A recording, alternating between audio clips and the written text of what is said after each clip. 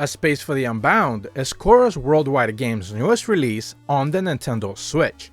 This interactive adventure game showcases what it could have been like to be a teenager living your best and perhaps worst years in rural 90s Indonesia, while letting players also get a taste of the supernatural all in the same breath. Games like this heavily focus on storytelling over gameplay, so I will try to avoid spoilers for obvious reasons, while still conveying just what you can expect when you pick up this title.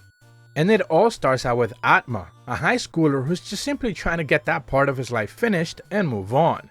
He's got a girlfriend named Raya who's also trying to get high school done but has it a little bit more rough. And while he is there for her, he can't quite protect her from everyone at all times, and she's not necessarily having the best time during her high school years. As the story unfolds, you learn that Alma was given a book as a child that allows him to space dive. This is kind of like Psychonauts' Ra's ability, as he dives into people's brains and help them with something, be it achieve a specific outcome, overcome a fear, or remember a thing, or anything along those lines. At the same time, Raya is also attaining some type of powers, but they're kept secret from each other until a specific point in time in the story.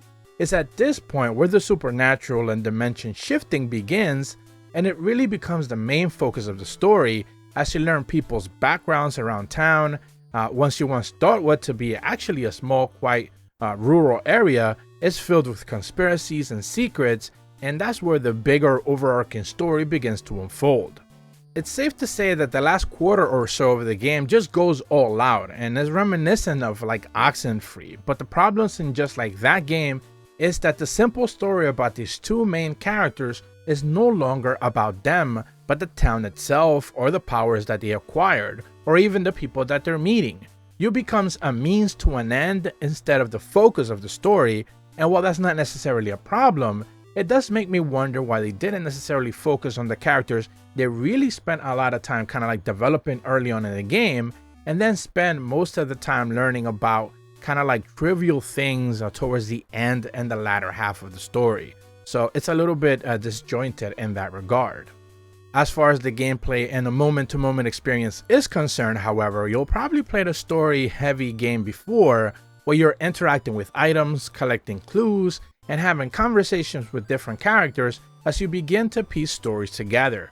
While the game does a decent job reminiscing you or reminding you of things in previous conversations that kind of like may have gone by the wayside, it does feel a little bit handholdy at times. There are some minor mini games to spice things up, but they're not necessarily, there to be the main focus in the true like discovery sequences, if you will. They're just kind of there to spread around a reading experience and give you something else to do.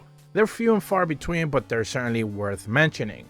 Now, there is a lot of like walking back and forth. It feels kind of like fetch questy in that regard. There's no quest, but you're like doing things for people, so you're constantly moving from one place to another and then have to traverse back. There's no fast travel, so while the game is beautiful to look at, that does kind of get in the way of just like the pacing of it.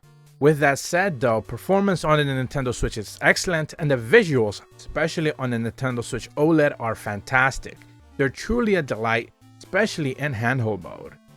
A Space for the Unbound tells an interesting story from a time long gone, with a few supernatural twists that end up overshadowing the characters more than you might actually want. But that doesn't take away from all the love poured into this title and grounded characters that you do get to meet along the way.